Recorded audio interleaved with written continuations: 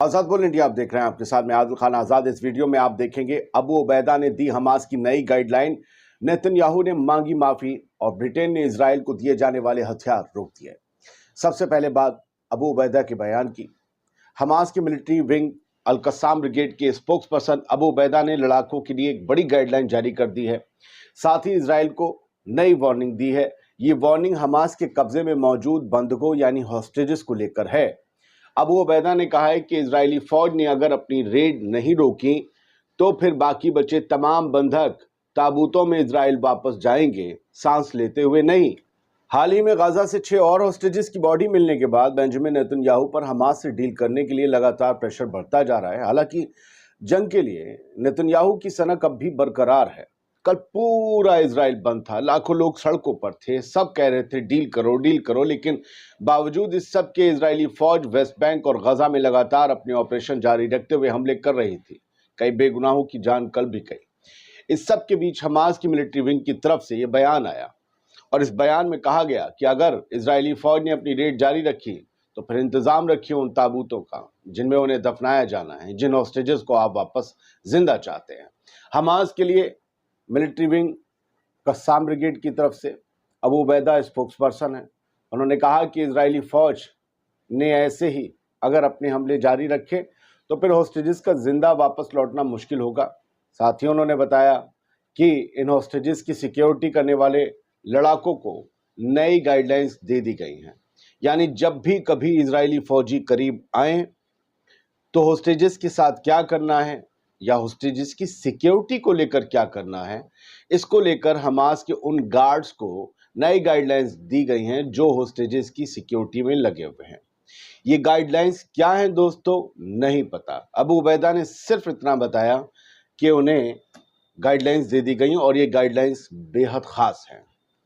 तो क्या एक तरीके का ये प्रेशर है? ये बताया जा रहा है कि अगर आप करीब आए तो इस बार हम ही मार देंगे आपकी एयर स्ट्राइक से पहले, या फिर कुछ और। 6 हॉस्टेजेस की बॉडी मिलने के बाद अबू उबैदा ने अपने बयान में कहा कि नेतन्याहू को डील से मतलब नहीं है और मिलिट्री एक्शन के जरिए दबाव बनाकर वो हॉस्टेजेस को वापस कराने पर जोर दे रहे हैं। और इसका मतलब है कि हॉस्टेज ताबूतों में, कॉफिन्स में अपने घरों को जाएंगे वापस अपने परिवारों के पास। उनमें से कोई जिंदा नहीं बचेगा। अब ये धमकी थी या फिक्र, ये समझ नहीं आ रहा। बहुत से एक्सपर्ट्स इस पर तस्करा कर रहे हैं कि भाई ये जो अबू उबैदा कह गए हैं ये है क्या, आखिर किस तरीके से इसे समझा जाए। खैर, अबू उबैदा ने नेतन्याहू और इजराइल की फौज को हॉस्टेजेस की मौत के लिए पूरी तरह जिम्मेदार ठहराया। उधर नेतन्याहू ने अपने बयान में कहा कि हमास को हॉस्टेजेस की मौत के लिए भारी कीमत चुकानी पड़ेगी। बताइए, 6 हॉस्टेजेस की मौत के लिए भारी कीमत हमास चुकाएगा। 40,000 फलस्तीनियों के लिए भारी कीमत कौन चुकाएगा और वो कीमत कितनी बड़ी होगी? हॉस्टेजेस की मौत के बाद हो रहे पूरे मुल्क, पूरे इजराइल में जो प्रोटेस्ट हैं उस पर नेतन्याहू ने मंडे को एक मीडिया कॉन्फ्रेंस में कहा कि मैं उन्हें जिंदा वापस ना ला पाने के लिए शर्मिंदा हूं। हम कामयाब नहीं हुए। हमास को इसके लिए बहुत भारी कीमत चुकानी पड़ेगी। मैं सभी से माफी मांगता हूं। हमास के एक सीनियर लीडर हैं, एक सीनियर ऑफिशियल इज्जत अल रिश्क, उन्होंने कहा कि 6 हॉस्टेजेस की मौत इजरायली हवाई हमलों में हुई है, ना कि हमास ने उन्हें मारा है।